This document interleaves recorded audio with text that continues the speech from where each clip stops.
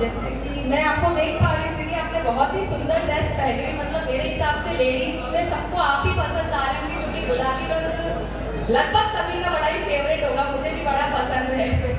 तो क्या आपको भी कपड़ों का शौक है? अब नहीं है।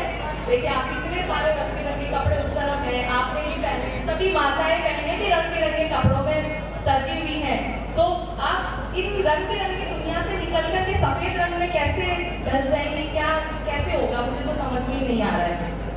तो पहले तो बहुत सारे कपड़े पहने और आज तक इन्हें शो में आत्मा ने बहुत कॉस्ट्यूम धारण किए माशा के क्षेत्र में गए तब पता चला।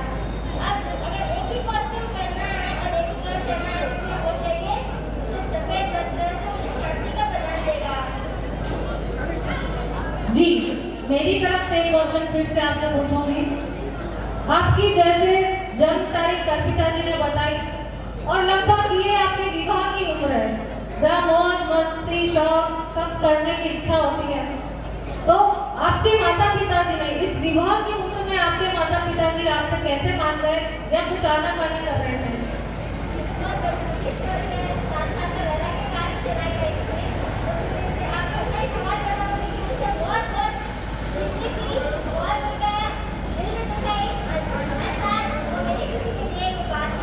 तो आपका जो ये वैराग्य है 7 वर्षों का, मतलब बहुत लंबा टाइम है, तो इसमें आपको क्या क्या देखा आपने या क्या महसूस करा, कुछ सीखा, मनाया, उठाया, क्या हुआ, मतलब कुछ बताइए आप सबको। आपका वैराग्य कैसे आया और कैसा रहा आपका वैराग्य काल?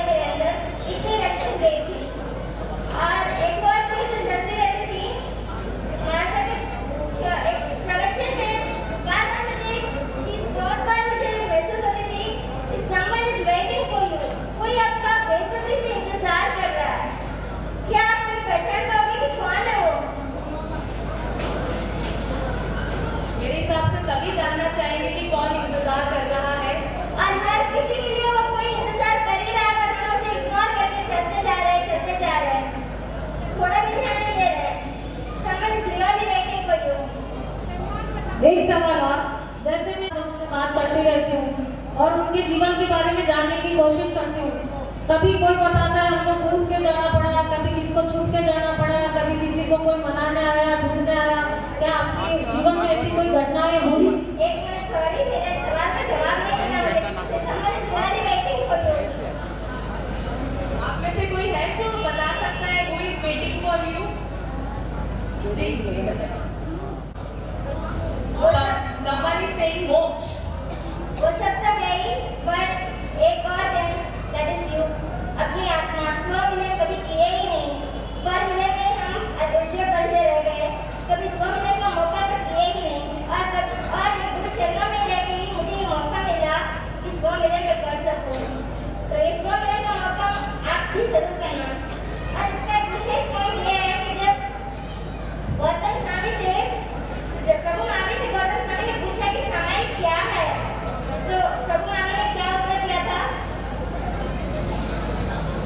आत्मा ही समय है और समय की आत्मा है।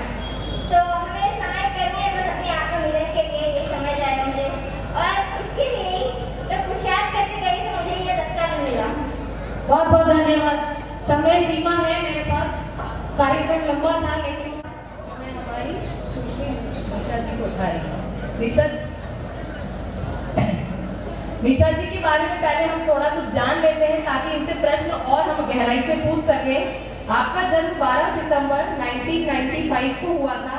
आगम जैसे कि सुख विपाक, दशमे काले, पुच्छी सुणम, ऊब वाह्य, उत्तराध्ययन, अन्य और भी कई याद करे हैं। इसके अलावा इन्हें कई सारे स्त्रोत भी याद हैं, कई बहुत सारे इन्हें खोखड़े भी याद हैं। तो चलिए अब हम चलते हैं इनकी ओर। तो मैं आपसे पूछना चाहूंगी सबसे पहला सवाल तो ये कि आप ऐसी क्या घटना थी जो आपके जीवन में घटित हुई और जिसके कारण मात्र 1 साल में ही आपने दीक्षा लेने का निर्णय करा, या 1 साल पूर्व यदि हम चलें तो हम कैसे जानेंगे कि आपको 1 साल पहले वैराग्य किस कारण से आया? जी बिल्कुल, सच सच। जब मेरा वैराग्य सबको पता चले आया है तो किसको बिलीव भी नहीं हुआ। मतलब ऐसा क्या हो गया, मतलब ऐसा क्या था जो यकीन नहीं हुआ और फिर यकीन में बदलना पड़ा है आपको? क्योंकि मैं अपनी करियर कॉन्शियस थी, मुझे अपना करियर सेट करना था, इसीलिए मैं उस टाइम जुडिशरी के लिए प्रिपेयर कर रही थी। तो लोगों को बहुत कंफ्यूजन था कि आप पढ़ रहे हो, जुडिशरी के लिए प्रिपेयर कर रहे हो, अचानक दीक्षा के भाव कैसे आ गए, कोई भुड़की दरकी डाल दिए क्या मरसा ने, ऐसे भी कई लोगों के विचार थे। पर देखो, लगभग हम लोग पर्यूषण में जाते थे 2018 में गुरुदेव के चातुर्मास के टाइम पे। जब जीव अजीव के बारे में समझा तो मुझे समझ आया जैसा मेरा जीव है वैसा ही दूसरों का जीव है। तो जैसा मैं अपने साथ बिहेवियर चाहती हूँ, खुद के लिए सुख चाहती हूँ, तो दूसरों को दुख कैसे दे सकती हूँ? तो दूसरों को सुख दे के ही मुझे सुख देना है। इसी भाव से मुझे समझ आया कि मुझे सुख के मार्ग पर आगे बढ़ना है। जी हाँ, तो मैं आगे प्रश्न ये पूछना चाहूँगी, जैसे आपने LLB करी, लेकिन मैं LLB करती तो मैं तो कोर्ट में लड़ती सबके लिए, लेकिन आप कहाँ लड़ेंगी? LLB करके आपने ये संयम की यात्रा चुनी, तो उस शिक्षा का कोई महत्व नहीं है, तो आप LLB करके संयम पद पर जाकर क्या करेंगे? वैसे तो कोई भी शिक्षा कभी भी वेस्ट नहीं होती है, हमेशा आपको कुछ ना कुछ सिखा के ही जाती है। तो मेरी भी इस लॉ ने, जुडिशरी की पढ़ाई ने मुझे बहुत स्ट्रॉन्ग किया है। और उसके बाद लड़ाई की बात रही तो दीक्षा मीन्स एक युद्ध खुद के विरुद्ध। मैं लड़ूंगी पर अब दूसरों से नहीं, सिर्फ खुद से।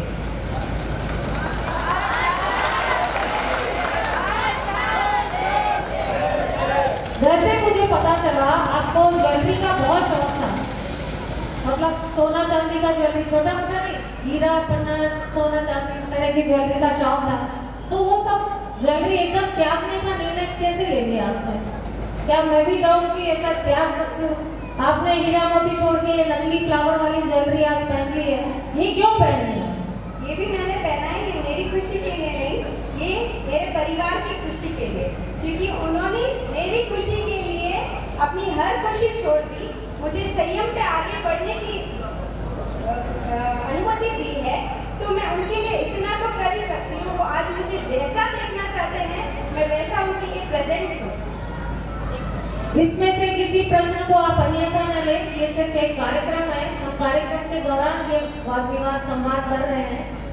एक आखिरी प्रश्न और है आपसे, दीक्षा जैसे आपने LLB किया, LLB करके आप दीक्षा के मार्ग पर चल रही हैं, तो मेरा ये मानना है इतनी पढ़ाई लिखाई करने के बाद हमारे जो युवा हैं, जो यूथ है हमारे साथ, उनके लिए आप क्या सोच रहे हैं?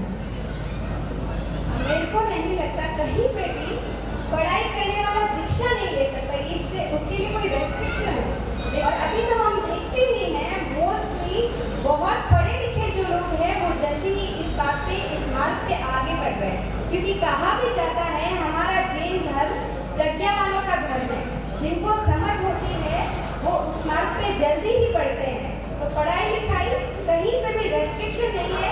कोई ये ना बोले कि इसने इतनी पढ़ाई की है तो वो दीक्षा नहीं ले सकता, ये जरूर बोले कि इसने इतनी पढ़ाई की है, इतनी समझ आ गई है, तब भी उसको समझ है कि दीक्षा ही करेक्ट मार्ग है और वो उस पर बढ़ गया, और उसको देख के आप भी मोटिवेट जरूर होइएगा। तो ऐसा कोई मैसेज जो हमारी आप नई जनरेशन को देना चाहेंगे जिससे वो भी इतने ही धर्म अनुरागी बने? सबसे पहले मैं यही बोलना चाहूंगी, अपने पास गोल्डन नहीं प्लेटिनम अपॉर्चुनिटी है, अपना ये मनुष्य भाव, तो हमें इसको वेस्ट कभी नहीं करना है, पर उसका बेस्ट यूज करना है। आप में जितनी सामर्थ्य है, जितनी शक्ति है,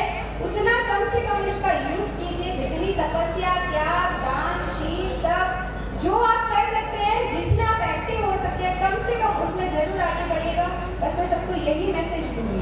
खूब खूब अभिनंदन आपकी। अगले पार्टिसिपेंट के रूप में हम चलेंगे। तो हुआ था किशनगंज बिहार में आपका जन्म हुआ है और धार्मिक अध्ययन जर्नलिज्म में पीएचडी, आगम कंठस्थ 10वें कालिक सूत्र, उद्यागम सूत्र, नंदी आचार सूत्र और जो भी है बहुत कुछ इन्होंने सीखा है।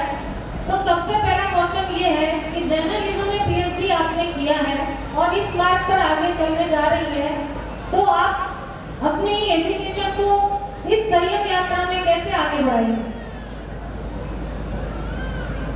जर्नलिज्म में पीएचडी करने का मेरा डिग्री लेने का कोई मकसद नहीं था। बस एक भगवान महावीर के द्वारा जो दी गई सिद्धांत है 32 आगम, उन आगमों का विशेष मुझे अध्ययन करना था, क्योंकि उन आगमों का अध्ययन करने के साथ ही अपना जो संयम है और स्ट्रॉन्ग हो जाता है और खुद के साथ जो स्वाध्याय करते करते जो खुद के साथ जो जीने का आनंद है वो एक अलग ही रहता है।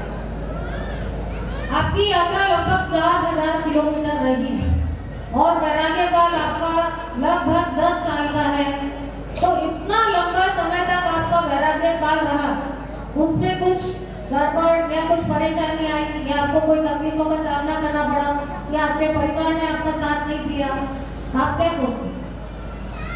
12-13 वर्ष लगभग, अगर हम अभी से आपकी एज का आइडिया निकालें तो शायद 12 या 13 वर्ष में आपको वैराग्य आ गया था। मतलब जहाँ बच्चे पेन पेंसिल के लिए लड़ते हैं उस वक्त आप शायद घर वालों से ओगा पात्रा के लिए लड़ रही होंगी। तो ऐसा क्या हुआ कि आपको इतना लंबा समय निकालना पड़ा वैराग्य में और अब अनुमति मिली है? संयम का अर्थ ही होता है परिसर को सहन करने की कला ही संयम है। जब 10 इयर्स मेरा निकला तो बहुत सारी परिस्थितियां आई सामने, पर उसमें बस एक ही बात मुझे समझ में आया कि मैं जिस रास्ते के लिए चल रही हूँ वहाँ पे तो भगवान ने 22 परिसर ही बताए हैं, तो वो संयम लेने के बाद आए या संयम से पहले आए, उसमें अगर हम आनंद के साथ जिएंगे, उस परिस्थिति को एक्सेप्ट करेंगे तो उसमें आनंद ही आनंद है। नहीं तो परिसर बहुत दुख रूप में लगेंगे। जैसा मुझे पता चला, अभी मैंने पिज्जा और चाउमीन सब कुछ लगाया है, क्या अभी भी आपको ये सब चाहिए या आप पूरी तरह से इन्हें त्याग चुकी हैं? ऑब्वियसली मुझे इस समय खाने का पहले बहुत शौकीन थी। जब भी घर जाती थी या घर पे रहती थी तो होटल तो फिक्स था मेरा। दोस्तों के साथ, मेरे जो फ्रेंड हैं आसपास, अड़ोसी पड़ोसी जो भी थे उनके साथ जाके होटलों में खाना शौक था। बट जब से समझ में आया खाने का शौक ही नहीं रहा, मूर्छा ही उस पर जो आसक्ति रही थी वो खत्म हो चुकी थी। क्योंकि कहते हैं जब समझ आ जाती है तो अपने आप छूट जाता है, छोड़ना नहीं पड़ता है। तो हमारा हेल्दी नहीं खाना चाहिए या उसमें ये है उसमें वो है, ये मिला हुआ है, कुछ में नॉनवेज है, कुछ में केमिकल्स है, तो आपने क्या सीखा और आप उन्हें कैसे समझाना चाहेंगे कि वो भी हो सके जितनी कोशिश करें ताकि ये सब चीजें छूट पाए उनसे? भगवान महावीर का आगम में आता है कि श्रावकों का जीवन सात्विक जीवन होना चाहिए। तो हमारा जैसा आहार करते हैं वैसा हमारा विचार बनता है। तो जैसा आहार करेंगे, जितना अपन पौष्टिक आहार मतलब कि जितना तेल मसाला ये सब आहार करते हैं तो हमारे विचार में भी वैसा ही आता है। जितना हम सात्विक आहार, नॉर्मल आहार करेंगे वैसा विचार बनता है। तो बस इसी से यही अपन को समझना है उन सिद्धांतों से कि अपन जैसा आहार करेंगे वैसा विचार बनेगा।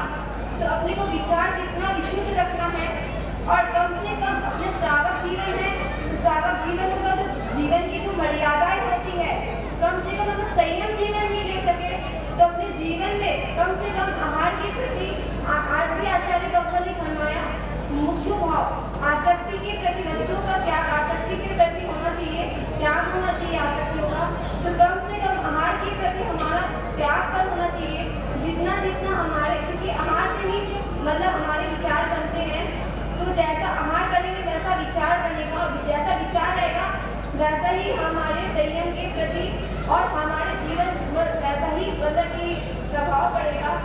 तो हमें संकल्प करना है, हम इस दीक्षा के अनुमोदन भी आए हैं, आचार्य भगवान की सानिध्य प्राप्त हो रहा है, तो हमको कम से कम संकल्प लेना है कि कम से कम ज़्यादा नहीं, कम से कम अपने आहार के प्रति, शरीर के प्रति, वस्तु के प्रति जितना आसक्ति घटाएं बहुत बहुत अनुमोदना। अब हम ज़्यादा इनके माता जी से थोड़ा थोड़ा पता चला कि इन्होंने शुरू से छोटी उम्र से ही बहुत सारी चीज़ों का त्याग करना शुरू कर दिया, जमीन का त्याग करना शुरू कर दिया। तो आंचल जी, मैं आपसे ये पूछना चाहूँगी कि आपके वैराग्य में जब आप आए तो कभी आपका ब्रेक हुआ, फिर कभी आप फिर से जुड़े, फिर आया, फिर ब्रेक हुआ, फिर जुड़े, तो ऐसी स्थितियाँ क्यों उत्पन्न हुई? ऐसी स्थितियाँ इसलिए उत्पन्न हुई कि सबसे पहले मेरे माता पिता ने मुझे आज्ञा प्रदान नहीं की, क्योंकि पुरुषार्थ करना पड़ता है। मैंने पुरुषार्थ किया और मेरी खुशी के लिए आज मेरे माता पिता ने मुझे आज्ञा प्रदान की। लगभग 7 वर्ष की उम्र में मुझे वैराग्य भाव उत्पन्न हुए श्रद्धेय बड़े मजहब के श्री चरणों में, पर थोड़ा इंतजार करना पड़ा। गुरुदेव का वापस चातुर्मास आया और उस समय ये माँ सती प्रियदर्शना जी आश्रम के श्री चरणों में पुनः मेरे वैराग्य के भाव उत्पन्न हुए और आज मैं इस संयम मार्ग पर आगे बढ़ रही हूँ। मैं यही कहना चाहूंगी कि आंचल जी से मेरा दूसरा सवाल है। आंचल जी, मैं यही कहना चाहूंगी कि जितना उपकार मेरे परिवार वालों का रहा, मैं परिवार वालों से यही विनती करूंगी कि आपके परिवार में अगर कोई भी संयम मार्ग पर अग्रसर हो तो उन्हें आज्ञा प्रदान करें। मैं यही दीदी जियाजी सभी से यही विनती करूंगी, अगर किसी के भी भाव बने तो वो आज्ञा प्रदान करे, उन्हें इस मार्ग पर आगे बढ़ाए। वंदे। आंचल जी, एक सवाल और। इधर आप एक बैनर देख रही हैं, ज्यादा पता नहीं है, मैं लोकल होते हुए भी आपका शौक नहीं जान पाई। तो इसमें कपड़े हैं, ज्वेलरी है, कॉस्मेटिक आइटम है, खाने पीने की चीजें हैं। आपको इसमें से किसका शौक था बचपन में? मुझे किसी का भी शौक नहीं था। हाँ, उनके परिवार वाले भी नीचे से बोल रहे हैं किसी का शौक नहीं था, भाई भी बोल रहा है किसी का शौक नहीं था।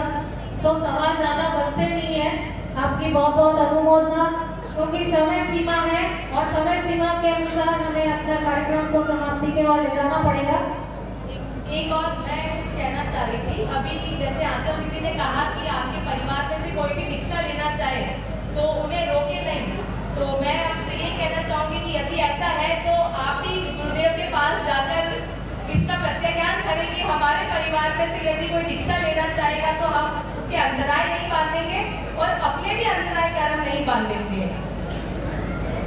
आप चारों मुंबई के सवाल मैंने आपसे किए, किसी सवाल से आपके दिल को ठेस पहुंची है तो मैं आप सबसे क्षमा चाहती हूँ, परिवार से और आपके परिवार वालों से भी और मेरे सुनने वाले श्रोतागणों से भी बहुत बहुत